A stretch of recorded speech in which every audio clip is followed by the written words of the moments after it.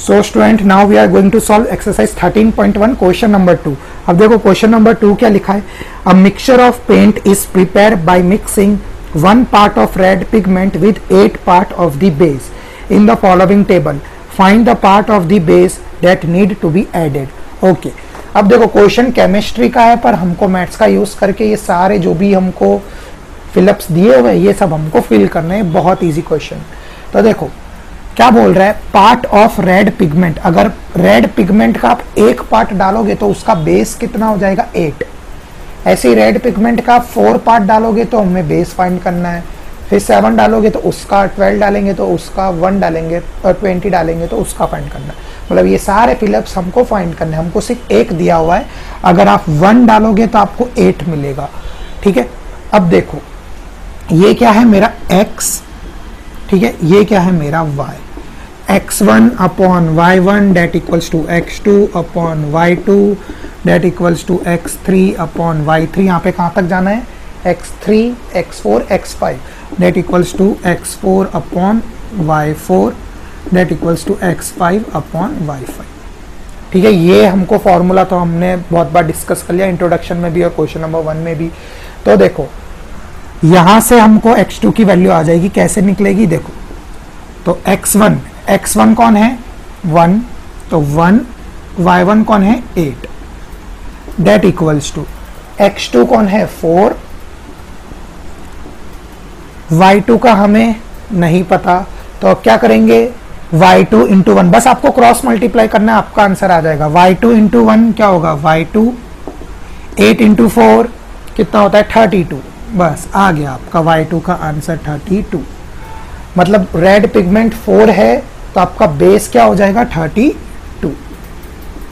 ठीक है। Red pigment 1 था तो बेस आया 8, रेड पिगमेंट 4 तो बेस आएगा 32। अभी रेड पिगमेंट 7 तो हमको बेस फाइंड करना है। तो देखो स्टूडेंट अब हमको ये पूरा टेबल फिलअप करना है। 1 था तो 8, 4 था तो 32, अभी 7 था तो उसके लिए फाइंड करना है। बस सेम फॉर्मूला आपको अप्लाई करना है, वही x1 upon y1 equals to x2 upon y2 equals to x3 upon y3 equals to x4 upon y4 equals to x5 upon y5। 5 के आगे कुछ है क्या, नहीं है, तो बस यहीं पे स्टॉप कर देंगे। ठीक है। तो बस हर एक को हम x1 अपॉन y1 से कंपेयर करते जाएंगे और ये हमारा टेबल बनता जाएगा। देखो एक और मैं आपको कराता हूँ, फिर ये जो 2 फिलअप्स हैं आपके लिए बहुत ईजी हो जाएगा। तो x1 कौन है 1, तो 1 अपॉन 8, y1 कौन है 8 इक्वल्स टू, ये तो हमारा हो गया तो इसको छोड़ो। अब यहाँ पे देखो x3 अपॉन y3, तो x3 कौन है 7 अपॉन y3 कौन है नहीं पता, वो हमको फाइंड करना है तो y3 ही लिखेंगे। बस वापिस cross multiply, y3 into 1 that is y3 equals to 8 into 7 56, तो y3 क्या आ गया आपका 56। मतलब रेड पिगमेंट 7 है तो बेस कितना हो जाएगा 56।